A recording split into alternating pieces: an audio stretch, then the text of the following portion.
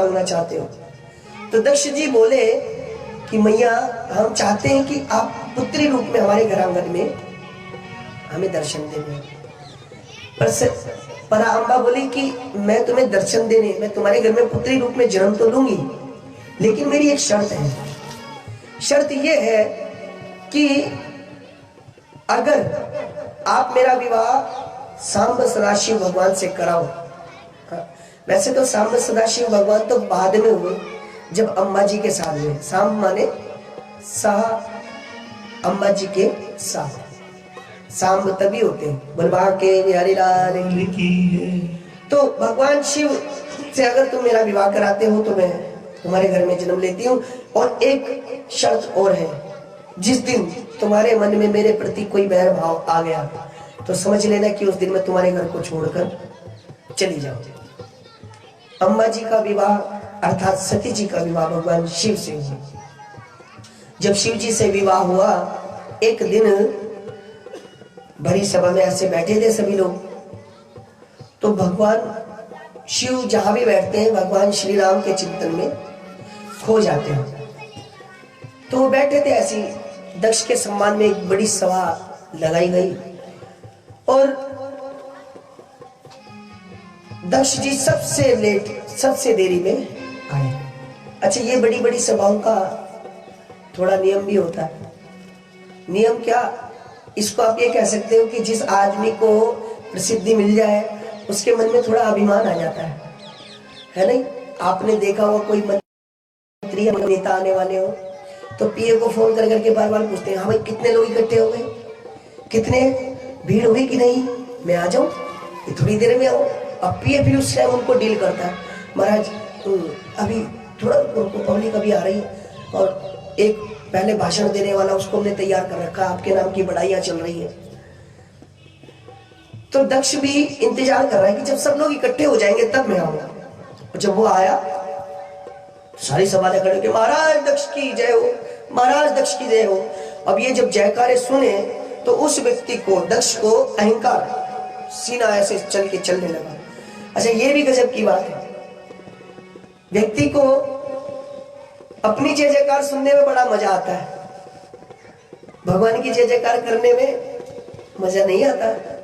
हम भी, कई लोग तो हमारे बीच में से ऐसे होते हैं, कोई नेता आ रहा हो तो अगर 4 आदमी उसकी जयकारा लगा रहे, हम भी साथ में हाथ उठा करके, और भगवान का जयकारा बोलने के लिए जुबान भी नहीं हिलाते। अरे लिपसिंग ही कर दो भाई, बलवा के बिहारी लाल की।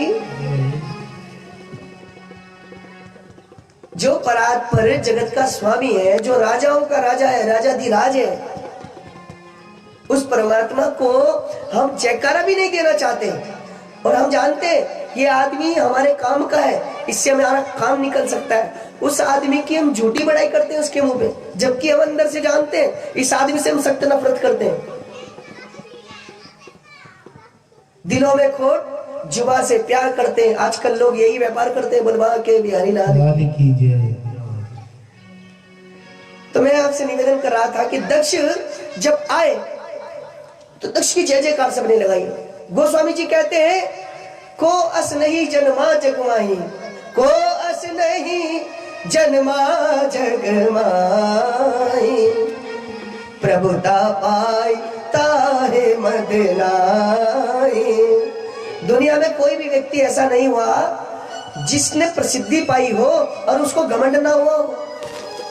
यह प्रसिद्धि का पहला लक्षण है कि व्यक्ति को घमंड हो जाता है। यह अहंकार व्यक्ति का स्वभाव नहीं। कल मैं बता रहा था ना, ये शुगर की बीमारी है, यह अहंकार ठीक तो होने वाला नहीं है। तो शुगर की बीमारी का क्या इलाज है? आप दवाई खाते रहो, शुगर कंट्रोल में बनी रहेगी। ऐसे ही ये अहंकार की बीमारी, इस अहंकार रूपी शुगर की दवाई हमें खानी है, सत्संग रूपी टैबलेट। सत्संग में जाते रहो ताकि हमें ये पता चल जाए कि हमसे बड़ा भी दुनिया में कोई है। वो परमात्मा जिसकी बराबरी आज तक ना कोई कर पाया, ना कर पाएगा, ना भूतो ना भविष्यति। और दक्ष ने जाकर के दृष्टि दौड़ाई, पूरी सभा खड़ी है, 3 लोग खड़े नहीं हुए, ब्रह्मा जी, विष्णु जी और स्वयं भगवान शंकर। अब दक्ष जो है क्रोधित होकर के बोला, क्रोध में आकर के बोला कि जिन लोगों को सभा में बैठने का तरीका ना आता हो उन लोगों को सभाओं में आने का अधिकार नहीं है। सब लोगों ने देखा कि भाई सभा में ऐसा कौन है जिसको तरीका नहीं पता सभा का, एक दूसरे को देख रहे।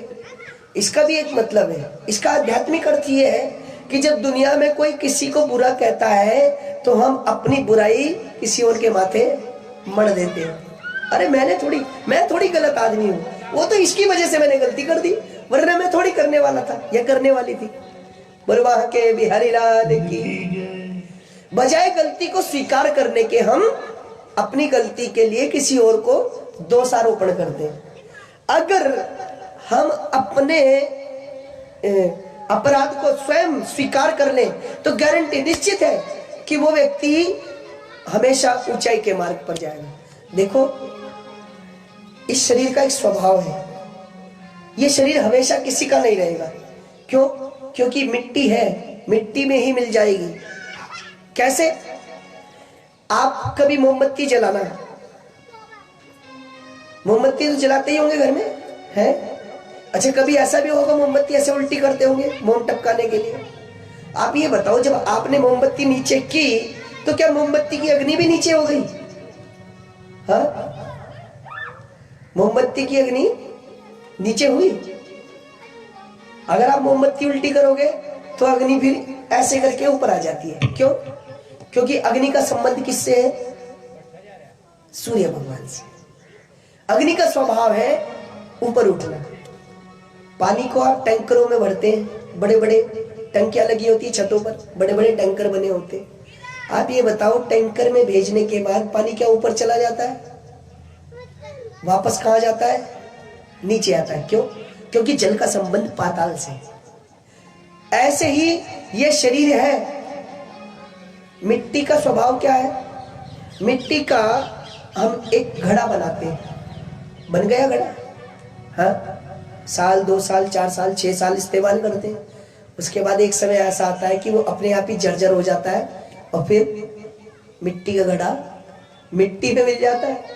तो ये शरीर भी मिट्टी है, इसका स्वभाव है 10 20 30 40 50 60 70 80 90 100 जो भी भगवान की तरफ से हमें गिनती में सांसें मिली है, तब तक ये शरीर रहेगा।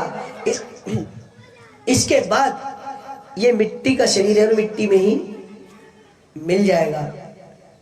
तभी तो लेखक कहते हैं कि हमें क्या करना चाहिए? हमें दुनिया को प्रेम बांटना चाहिए। हाँ, हम रहे ना मोहब्बत रहेगी, दास्तां अपनी दुनिया कहेगी, नाम रह जाएगा आदमी का, साथ देती नहीं ये किसी का, क्या भरोसा है इस जिंदगी का। तो दक्ष भगवान को बोलना चाहता है। पहले तो उसने दूसरे रूप में बोला। जब देवताओं ने देखना शुरू किया तो फिर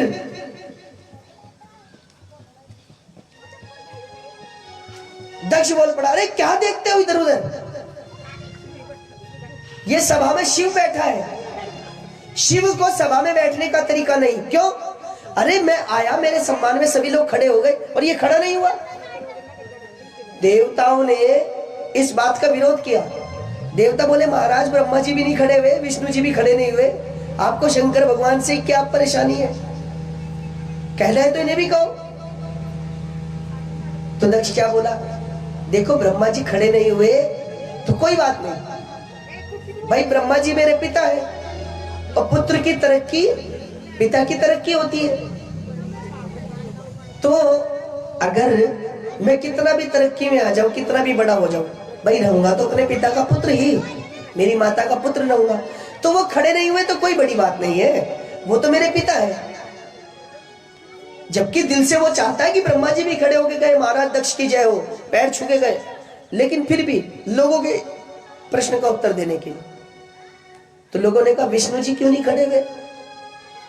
दक्ष बोला, साधारण सी बात है, ब्रह्मा जी मेरे पिताजी और ब्रह्मा जी के पिताजी मेरे दादाजी, विष्णु जी तो ब्रह्मा जी के भी पापा जी है, ब्रह्मा जी नाभि कमल से निकले ना ब्रह्मा जी भगवान की।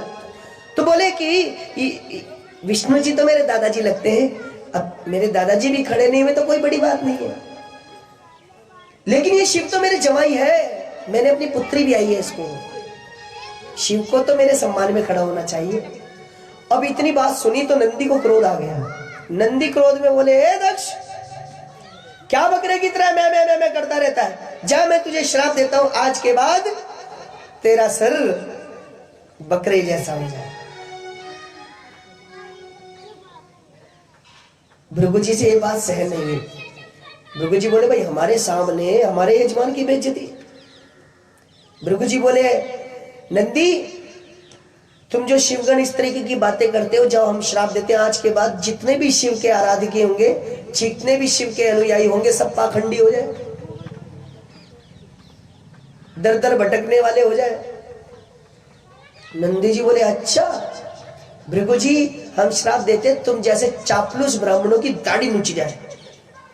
और शंकर भगवान उठे। शंकर भगवान ने कहा, भाई ये शोरगुल क्यों हो रहा है? नंदी जी ने सारी बात बता दी। महाराज दक्ष आपको ऐसे ऐसे कह रहे हैं, हमसे बर्दाश्त नहीं, हम सहन नहीं कर पाए, हमने कह दिया, हमने दक्ष को श्राप दे दिया। इधर भृगु जी ने श्राप दिया, फिर हमने भृगु जी को भी श्राप दे दिया। बड़ी प्रशंसा से बता रहे। भगवान बोले, भाई ये सम्मान सभा है कि श्राप सभा है? अरे दक्ष जी ने जो कहा मुझे कहा, मेरा तो उनसे रिश्ता है, मेरे ससुर जी हैं, तुम क्यों बीच में आए? और भाई उन्होंने कुछ दिया ही तो, अगर मुझे गाली भी दी, बुरा भी कहा तो दिया ही। ससुर का तो काम ही देना है और जवाई का काम ही लेना है। बलवा के बिहारी लाल की। अब अच्छा ही हो चाहे बुरा ही हो, सब कुछ ग्रहण कर लो। लेकिन होता क्या है, जब जवाई साहब को कार दी जाती है, बाइक दी जाती, तब तो जाके पत्नी से कहते रहे, आज तो मजा आ गया, पापा जी ने जो कार दिलवा दी।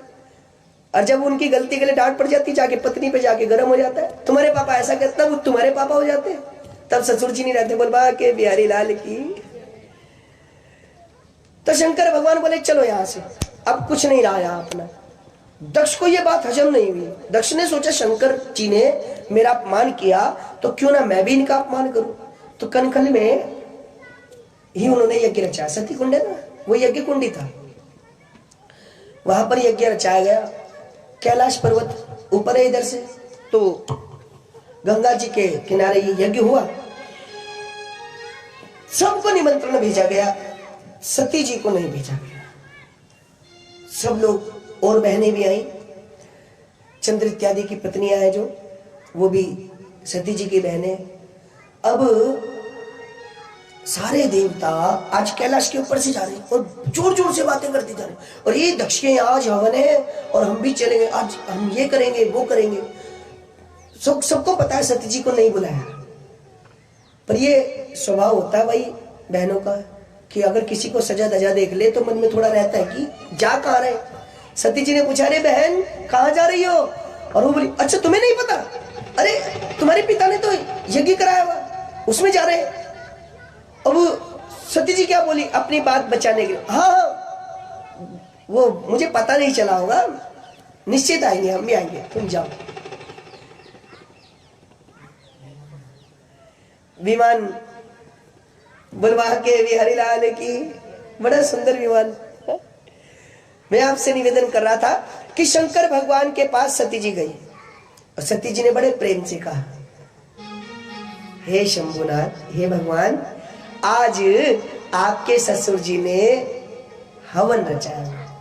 देखो उनकी जो भाषा है उसके ऊपर आप जरा थोड़ा ध्यान देना। सती जी कह रही हैं, आज आपके ससुर, इससे क्या फायदा हुआ?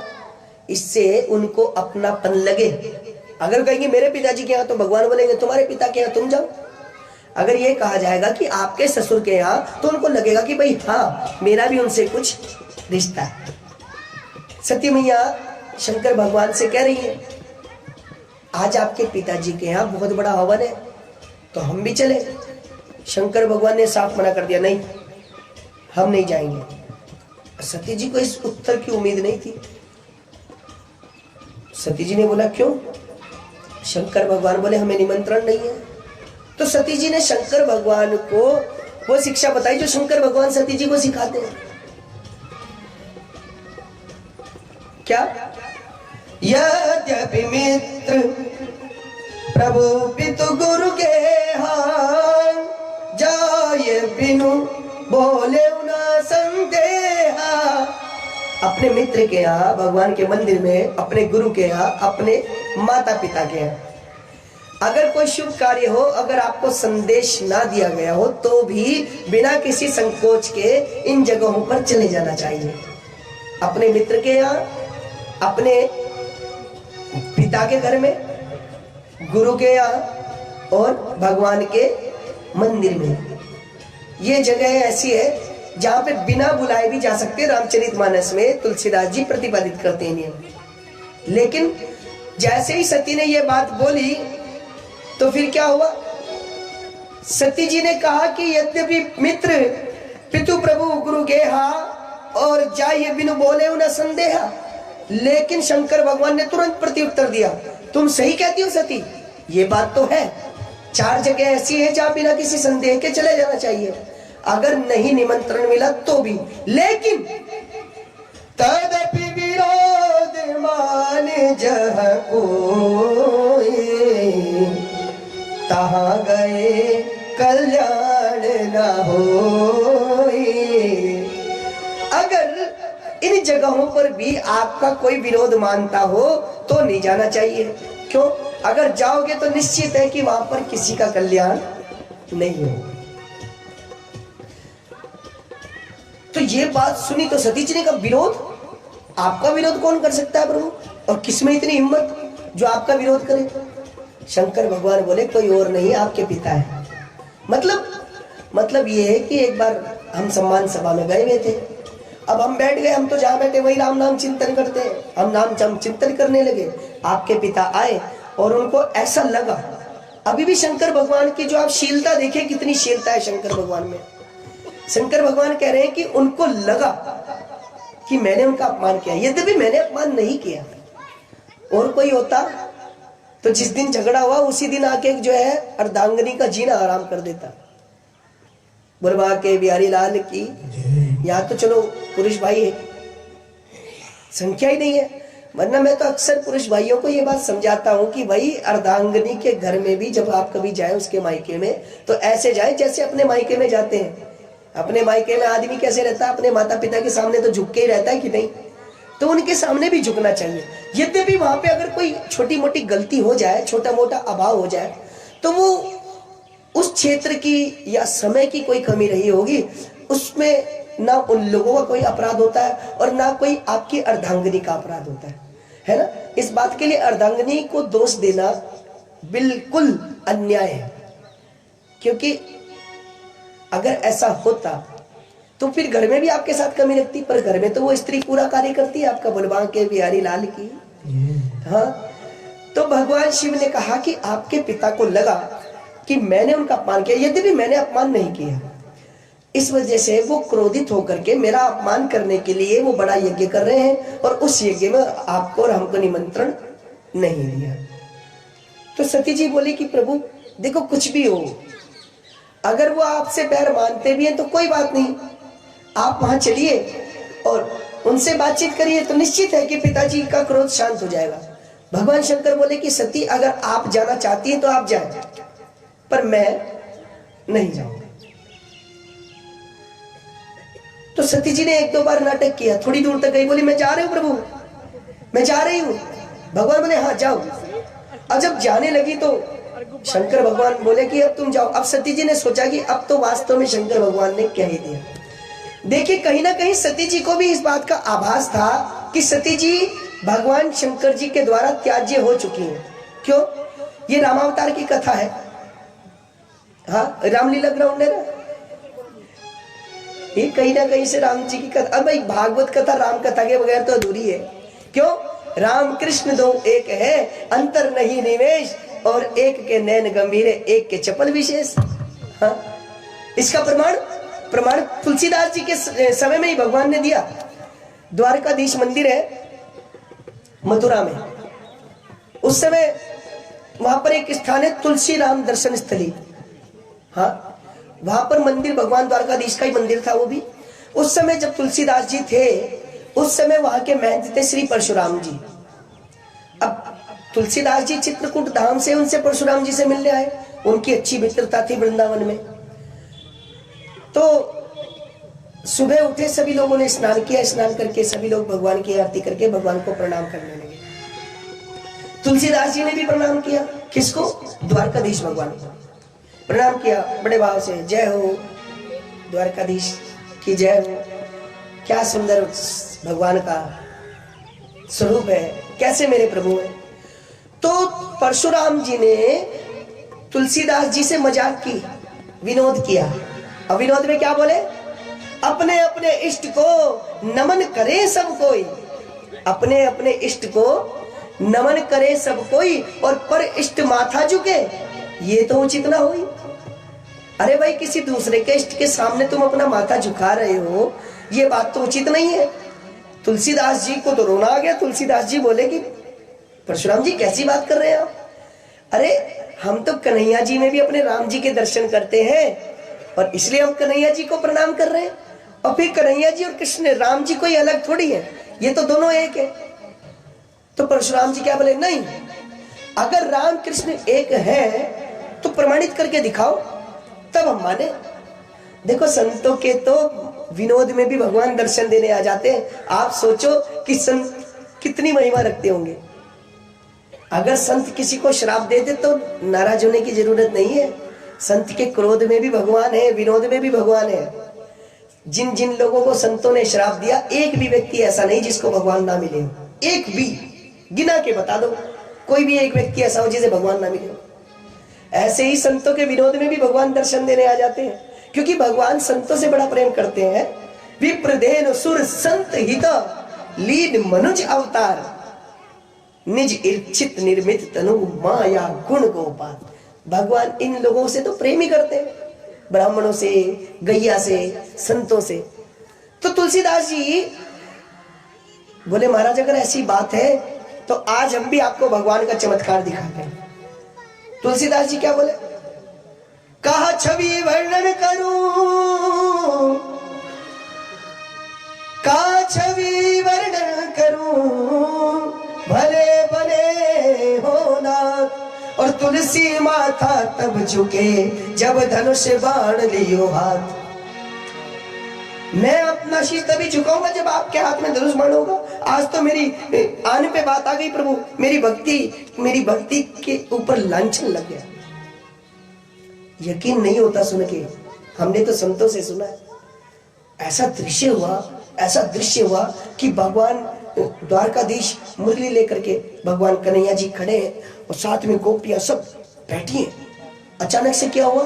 कित मुरली कित चंद्रिका, कित गोपिन को साथ, कित मुरली कित चंद्रिका, कित गोपिन को साथ। भक्त की भावना देख के श्री कृष्ण बने रघुनाथ। तुरंत के तुरंत गोपियां भी वहां से अदृश्य हो गई, भगवान की मुरली अदृश्य हो गई, और भगवान साक्षात श्री राम जैसे दिखने लगे। धनुष बाण भगवान के हाथ में आ गया। अब ये दृश्य देखा परशुराम जी ने तो तुलसीदास जी के पैर पकड़ लिए। महाराज, बड़ी भारी भूल हो गई हमसे, तो एक भक्त का अपमान हो गया, आप हमें क्षमा करें। तुलसीदास जी बोले, अरे महाराज कैसी बात करते हैं, ये तो भगवान की अपनी लीला है। शायद भगवान की इच्छा रही होगी आज राम जी के रूप में दर्शन देने की, तो आपके मुखमंडल में आकर के सरस्वती जी को बिठा दिया है, और आपने जो है इस प्रकार का विनोद किया। इसमें आपका कोई, तो संत भी ऐसे होते हैं, है? उमा संत कई यही बढ़ाई, दीन चाहत जो करई भलाई। कोई उनका बुरा भी कर दे तो भगवान संत जो है उसका भी भला करता है। ऐसे संत होते हैं साहब। एक संत नदी में ऐसे एक बिच्छू को निकाल रहे थे। अब बिच्छू बार बार हाथ पे काटे, वो हाथ झटके बिच्छू फिर पानी में, वो फिर हाथ में ले ले, फिर निकाले, फिर काटे, फिर पानी में। एक बार, दो बार, 3 बार, 20 बार। एक आदमी खड़ा हुआ दृश्य देख रहा है। उसने कहा, महाराज एक बात बताओ। संत ने कहा, पूछो। ये बिच्छू आप जल से निकालते हैं? हाँ निकालते। ये बिच्छू बार बार आपको काटता है और पानी में चला जाता है? हाँ चला जाता है। और फिर आप निकालते क्यों? अरे जब ये बिच्छू पानी में रहना चाहता है, पानी में जाना चाहता है, और ये बार बार आपको काटता है, क्यों? काटना इसका स्वभाव है, ये काटेगा, जब पकड़ोगे तो काटेगा, तो आप इसको बार बार निकाल क्यों नहीं पानी से? संत ने बड़ा सुंदर उत्तर दिया। संत बोले, ये छोटा सा बिच्छू है, एक अंगुल का भी पूरा नहीं है, इसका स्वभाव है काटना और काट कर चले जाना। तो ये जब छोटा सा बिच्छू अपना स्वभाव नहीं छोड़ रहा है, तो संत का स्वभाव भी है बचाना, तो मैं अपना स्वभाव कैसे छोड़ सकता हूं? संत बोले, तो इस प्रकार से ये संत की व्याख्या है साहब। तो मैं आपसे निवेदन कर रहा था, सती जी रामावतार में भगवान श्री राम का परीक्षण करने गई थी। आप सभी ने सुनी होगी कथा ये। जब श्री राम रामचरितमानस की कथा जब शुरू होती है तो शुरू में ये प्रसंग है, एक बार त्रेता युग माही, एक बार त्रेता युग माही। मुझे बात याद आ गई, आदरणीय कथा व्यास जी हैं सारंगपुर के, आदरणीय श्री ओमकार जी, और वो बात कल हम कर ही रहे थे। अब इन्होंने पीछे से दिखा दिया तो चाहे एक लाइन बोल के निकले, लेकिन बोलनी तो पड़ेगी चौपाई। एक बार त्रेता युग माही, एक बार त्रेता युग माही। शंभु गहे ऋषि कुंभज भाई, शंभु गहे ऋषि कुंभज भाई। संग सदी जग जननी भवानी, संग सदी जग जननी भवानी। संग सदी जग जननी भवानी, संग सदी जग जननी भवानी। मुझे ऋषि अखिलेश्वर जानी, ऋषि अखिलेश्वर जानी। आप मुझे ऋषि अखिलेश्वर जानी।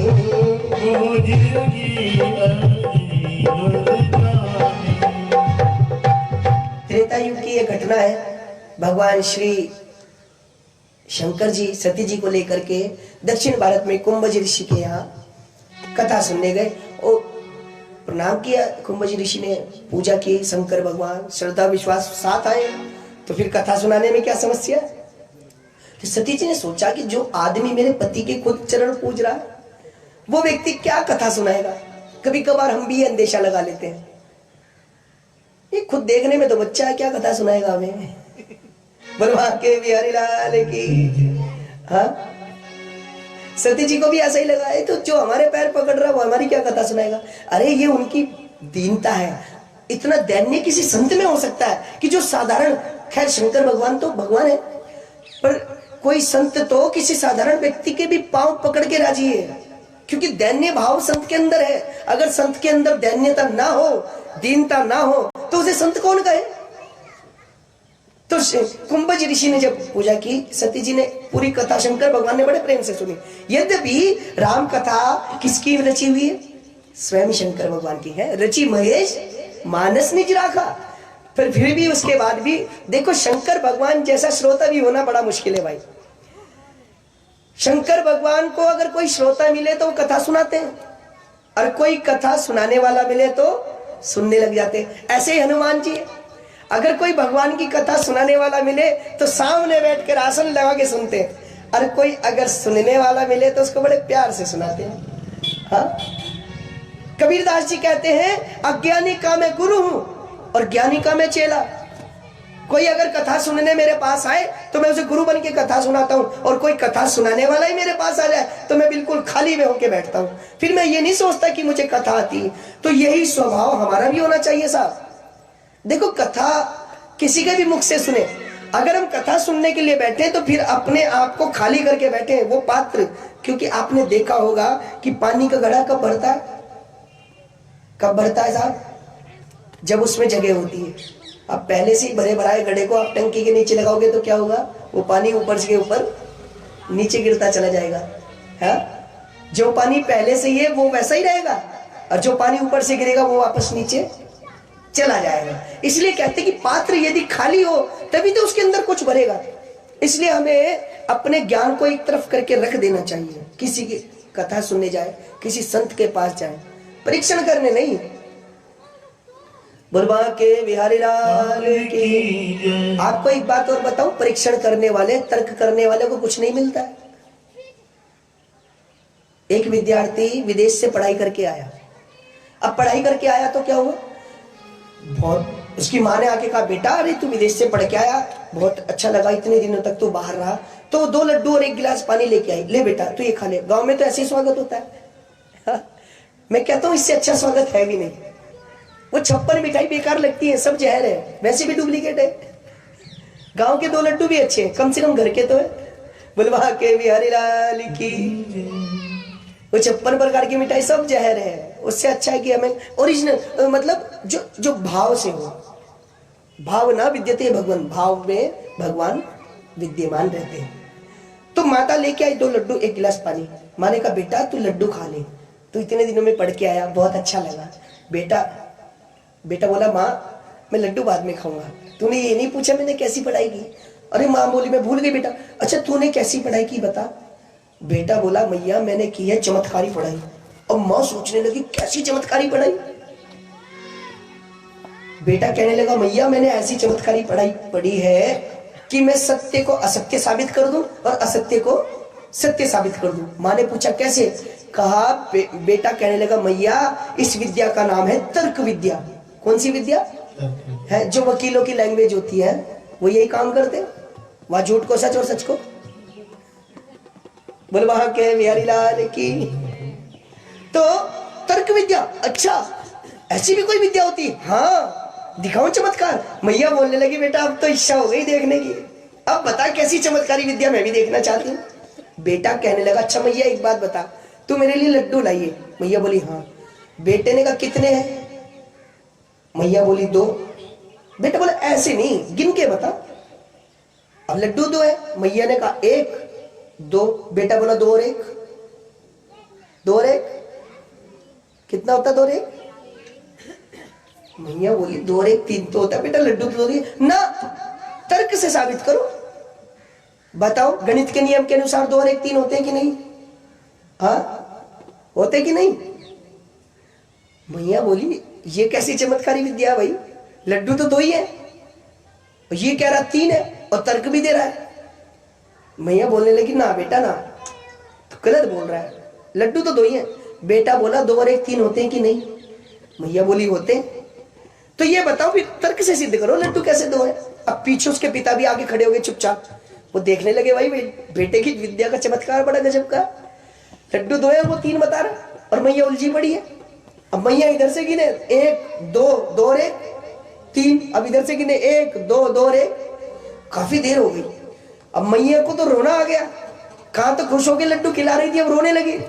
बोलेगी बेटा मैं तो ये नहीं जानती कि चमत्कारी विद्या किसे कहते हैं या क्या करते हैं, लेकिन बेटा देख लड्डू तो 2 ही है, तुझे मानने पड़ेंगे। बेटा मानने को तैयार नहीं, बेटा बोल रहा ना तर्क से सिद्ध करो। अब पीछे से उसके पिताजी को थोड़ा आवेश आ गया। पिताजी बड़े प्यार से आवेश को संभालते हुए आए, बोले बेटा, अब वो भी तो उसी के पिता थे, बोले बेटा मुझे साफ साफ दिखाई दे रहा है लड्डू 3 है, तेरी तर्क विद्या का चमत्कार है भाई, लड्डू 3 है। अब बेटा एकदम सीने पे हाथ मार देखा मैया, पिताजी को भी मानना पड़ा। पिताजी बोले बेटा तेरी मैया तो पागल है, पढ़ी लिखी थोड़ी अनपढ़ गंवार है, इसे नहीं पता लड्डू 3 है। मैं देख रहा हूं 2 और 1 3 होते, 3 लड्डू हैं। अच्छा एक काम करते हैं। बेटा बोला जी पिताजी क्या काम करते हैं? पिताजी ने लड्डू उठाया अपने मुख में रखा और आनंद लेते हुए बोले बेटा 1 लड्डू तो मैंने खा लिया। दूसरा लड्डू उठाया उसकी मैया के मुख में रखा, बोले खा। अब उसने भी खा लिया। कहा बेटा दूसरा लड्डू तेरी मैया ने खा लिया, अब जो तीसरा लड्डू बचा वो तू खा। ये बताओ उसे तर्क करने वाले को मिला क्या है? ये तर्क करने वाले अपना भी समय खराब करते हैं, दूसरे का भी समय खराब करते हैं और जिससे पूछते हैं उसका भी समय खराब करते हैं, और मिलता क्या उनको 0 बटे। बोले वहां के बिहारी लाल की। ये भगवान को पाना तर्क का काम नहीं है, भगवान को तर्क से नहीं, भगवान को तो भाव से पाया जा सकता है। भाव का भूखा हूं मैं, भाव ही बस सार है, भाव से भज ले मुझे, भव से बेड़ा पार है। भाव बिन कोई भी वस्तु दे मुझे स्वीकार नहीं, भाव से एक फूल भी तो दे मुझे स्वीकार है। तो ये भावना की कथा है। और सती जी के मन में भाव ही नहीं था। सती जी ने बाहर आके कहा कि राम कथा में आपने सुना राम जी सीता जी के लिए इधर उधर घूम रहे वनों में है। हे पक्षी, हे खग, हे मृग नयनी, खगोकुल श्रेणी देखी तुमने कई मृग नयनी, सीता मृग नयनी। ये सीता जी, राम जी बोल रहे हैं। जिस राम की तुम पूजा करते हो वो अपनी पत्नी के लिए बागे डोल रहे हैं, ऐसे राम की पूजा करते हो और तुम कहते हो कि वो परमात्मा है। तो भगवान शंकर क्या बोले, अरे ये कोई दूर की बात थोड़ी, राम जी तो अभी भी लीला में है, राम जी की तो लीला चल रही है, राम जी तो अभी वन में घूम रहे हैं। हम फिर भी राम जी की कथा सुनते क्यों? क्योंकि राम परमात्मा है। तो फिर वो वन वन क्यों घूम रहे हैं? वो वन वन घूमना तो उनकी लीला है। सती जी बोली मुझे विश्वास नहीं होता राम परमात्मा है। तो भगवान बोले अपने आप जाके जांच कर लो। तो सती जी जब गई तो किसका रूप रख के गई? सीता जी। राम जी ने सोचा भाई सती जी ने सीता का रूप रखा, मैं इनको माता भी नहीं कह सकता, और मुझे पता है ये सच में माता है, मैं इनको सीता भी नहीं कह सकता। समस्या आ गई। तो राम जी ने पूछा क्यों देवी अकेली घूम रही हो, जगत पिता कहाँ चले गए? अब सती जी को बड़ी लज्जा लगी कि राम जी ने तो पहचान लिया। लेकिन सती जी ने भगवान शंकर के पास आके भी झूठ बोला, शंकर भगवान ने मन से त्याग दिया। देखो इसका मतलब ये नहीं है कि सती जी ने बहुत बड़ी गलती की, नहीं। सती जी के प्रति बैर भाव लाने की आवश्यकता नहीं है। सती जी जगत माता ही है, थी और रहेंगी। तो सती जी ने ऐसा क्यों किया? पता है क्यों? ताकि दुनिया के लोग ये काम ना करें। सती जी ने, देखो किसी चरित्र में अगर आपको ऐसा लगता है कि ये चरित्र गलत है, लगता है कभी कभार, परशुराम जी कहते हैं देखो हमारा परसा देखो, हम ब्रह्मचारी है। हनुमान जी ने तो कभी नहीं कहा कि हमें देखो, हमारी शक्ति देखो, नहीं कहते। तो इसका मतलब ये नहीं कि परशुराम जी गलत है, नहीं, ये लीला है। कैसी? जैसी लीला एक माँ करती है। माँ क्या करती है? बच्चे को चलना सिखाती है। हाँ, अच्छा कैसे चलना सिखाते हैं आप लोग अपने बच्चे को, बताएं? जब बच्चा घुटबंद चलने लगता है तो आपने कहा भी अब तक तो उंगली पकड़ के चलता था, अब एक काम करो इसको बिना सहारे के चलना सिखाओ। क्यों? कल के दिन ये जो दुनिया में बिना सहारे के चलना है, तो क्या होता है आप उसको आगे सामने खड़ा कर देते हो और पीछे उसके सामने अपने आप हो जाते हो, और फिर आप उल्टे उल्टे चलते हैं और बच्चे को कहते आ मेरा बच्चा आजा आजा आगे आजा। फिर वो आपको पकड़ने के लिए दो कांपते कांपते पैरों से आगे आगे को दौड़ता हुआ आता है कि नहीं? अब आप ये बताएं कि आपको उल्टा सीधा चलना नहीं आता है? आता है ना? लेकिन आप उल्टा क्यों चल रहे हैं? ताकि आपका बच्चा सीधा चलना। ऐसे ही ये चरित्र है, ये उल्टा चलने की लीला कर रहे हैं साहब।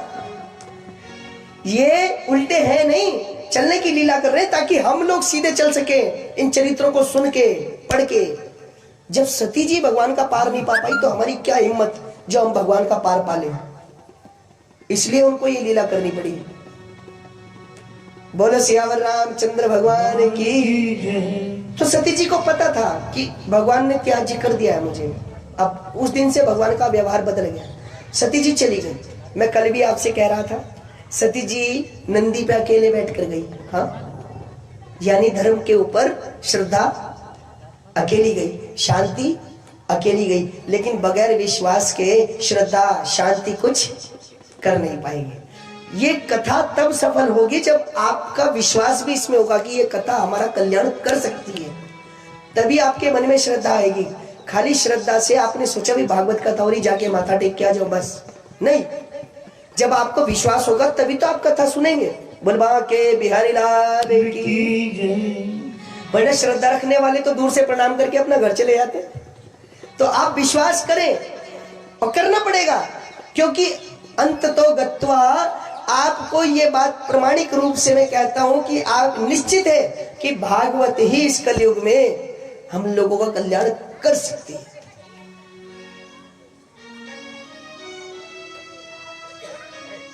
और भागवत में कोई विशेष ज्यादा नियम नहीं लिखे। नियम सिर्फ इतना है कि नाम संकीर्तनम यस्य सर्व पाप प्रणाशनम प्रणामो दुख शमनस्तम नमामि हरिम परम कलयुग केवल नाम आधारा सुमिरि सुमिरि नर उतरहि पारा। ये भगवान की कथा। सती जी गई है? पिता भवन जब गई भवानी दक्षित्रास काहू न सन्मानी सादर मिले भली एक माता भगनी मिली बहुत मुस्काता। मायके में ना तो पिता ने अच्छे से बात की ना बहनों ने अच्छे से बात की। मैं यहाँ पे आकर के एक संदेश समाज के लिए अक्सर छोड़ता हूँ। देखो, जिन बहनों के साथ हमने बचपन में एक ही थाली में खाना खाया, छोटी बहन ने बड़ी बहन के कपड़े पहने तब जाकर के वो बड़ी हुई है, बड़ी बहन ने भी कभी कभार छोटी बहन के कपड़ों का इस्तेमाल किया। लेकिन आप सोचो, वो बहन जो कल तक एक दूसरे के लिए ये कहती थी कि हम दो शरीर एक जान है, जब दोनों बहनों की शादी हो जाए, एक बहन अमीर घर में चली जाए, एक बहन गरीब घर में चली जाए, फिर वो बहन गरीब घर की बहन की इज्जत कैसे उछाल देती है, कैसे उसको बार बार मायके में आने के बाद नीचा दिखा लेती है, कैसे? क्या बिल्कुल भी स्त्री में ममता होती है? ममता का रूप है स्त्री। कहां चली गई वो ममता? कहां चले गए वो रिश्ते? कहां चला गया वो प्रेम? क्षमा करना, थोड़ी कथा की भाषा कड़वी होती है। अगर किसी को बुरा लगे तो आप यहीं छोड़ के चला जाना पल्ला झाड़ के। लेकिन देखो, दवाई तो कड़वी होती है साहब, सच कड़वा होता है। तो मैं तो ये निवेदन करूंगा कि आपसी प्रेम को बना करके रखें। ये अहंकार किसी काम का नहीं है। बोलबा के बिहारी लाल की अहंकार के लिए हम उक्ति देते हैं, रावण का नहीं रहा, दक्ष का नहीं रहा, कंस का नहीं रहा, हमारा भी नहीं रहेगा। भगवान खाली प्रेम के आगे झुकते हैं। अहंकार तो भगवान का भोजन है, भगवान अहंकार को खाते हैं। तो मैं आपसे निवेदन कर रहा था कि और बहनें भी सती जी को परेशान करें। यदि सती तूने घर भर बनाया कि नहीं? सती जी सोचने लगी, चलो कोई बात नहीं, आज मेरा समय विपरीत है तो आज मुझसे कोई अच्छे से बात नहीं कर रहा है। हाँ, हर शख्स बुराई देता है जब गर्दिश रंग दिखाती है, तो जब गर्दिश अपने पे आती है तो फिर अपने बेगाने हो जाते हैं। बुलवा के बिहारी लाल की। सती जी गई, माता ने कहा, बेटी तू चिंता मत कर, सब कुछ सही हो जाएगा, कोई ज्यादा बैर भाव की बात नहीं है। सती जी गई कहाँ? यज्ञ स्थल पर। देखा शंकर भगवान का, ईशान कोण में शंकर भगवान का स्थान होता है, और ईशान कोण में शंकर भगवान का स्थान नहीं। अब तो सती जी क्रोधित हो गई। सती जी बोली, रे दक्ष, शंकर भगवान का विरोधी कभी भी सम्मान नहीं पा सकता। शंकर भगवान सारे कल्याण को देने वाले हैं और तूने शंकर भगवान से बैर माना। आज के बाद जब मैं यहां से जाऊंगी तो मेरे स्वामी मुझे सती नहीं कहेंगे, मुझे कहेंगे दक्ष कन्या तुम आ गई और मेरे नाम के साथ तेरा नाम जुड़े, ये सती को गंवारा नहीं। सती जी तो पहले ही ये शर्त रख चुकी थी। अंबाजी जब उनके पास समय भी था, दक्ष के मन में बैर भी था, तो सती जी ने योग अग्नि के द्वारा अपने शरीर को भस्म कर लिया। और नंदी इत्यादि ने जाकर शंकर भगवान को बताया। शंकर भगवान ने अपनी जटा से एक बाल जमीन पे मारा, वीरभद्र पैदा हो गए। वीरभद्र ने यज्ञ को खंडित कर दिया और युद्ध में एक बार ऐसा हुआ कि दक्ष की गर्दन काटी और यज्ञ मंडप में स्वाहा। अब क्या हुआ? बगैर सिर का यजमान यज्ञ कैसे पूरा हो? भृगु जी की दाढ़ी नोच ली, किसी देवता के दांत तोड़ दिए। सब गए विष्णु जी के पास, बोले महाराज शंकर भगवान बड़े क्रोधित है, और वो आप ही की मान सकते हैं और किसी की नहीं मान सकते। बोले वहां के बिहारी लाल की। शंकर भगवान बोले, विष्णु जी बोले चलो अभी तो स्तुति, शंकर भगवान की स्तुति करते हैं। नमामि शन्मीशान निर्वाण रूपम। भगवान शंकर की बड़े सुंदर से स्तुति की। न जानामि योगम जपम नैव पूजाम। अब शंकर भगवान ने विष्णु जी की बात सुनी। विष्णु जी ने बोला महाराज यजमान से गलती हो गई, देवताओं से गलती हो गई, आप इन्हें क्षमा करें और अपनी कृपा, अपना कृपा वाला रूप दिखाएं। कौन सा? शंकर भगवान का कृपा वाला रूप कौन सा है? कर्पूर गौरम करुणावतारम। शंकर भगवान तो करुणा के अवतार है। और गजब की बात, अरे बोल, लाइट ही चली गई। बोलबा के बिहारी लाल की।